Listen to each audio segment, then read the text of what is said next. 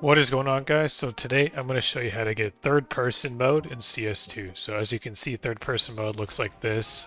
It's not the most polished point of view, but that's because you can only see it in private matches or private lobbies.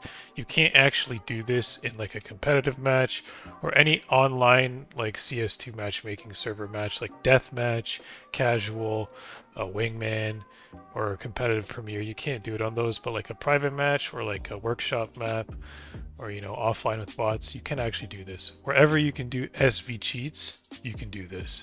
So that brings me to the next point, how to do this. You got to open up your console here, so press the tilde key in the top left hand corner of your keyboard, then type in SV_cheats,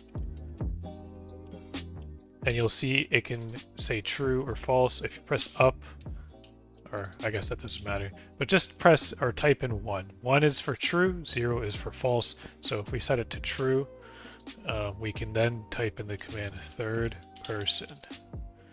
So right now I am in third person. So in order to disable this, I think I can type in first person. Yeah. So that brings me back into first person. But let's say I was already in first person. By the way, if you open up your console, if you press up, it's the most recent command that you've just typed in. So if you continue pressing up, you can cycle through your commands that way. So I just want to do third person again, just to show you guys that this will bring you to third person mode. It's important that you have SV cheats enabled, because look what happens if I disable it. So if I do SV_cheats 0 for false, it kicks me out of third person mode. Just want to show you that. And even if I type in third person now, SV cheat command third person ignored. So you need to set SV cheats to 1. Just make sure you do that. Oh, I didn't do it.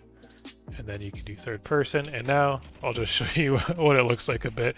So what's weird about this is like the animations are a little messed up. Like I'll barely shoot my AUG here, and look how many bullets fly out of it, I guess. I don't know. Let's try a different gun out.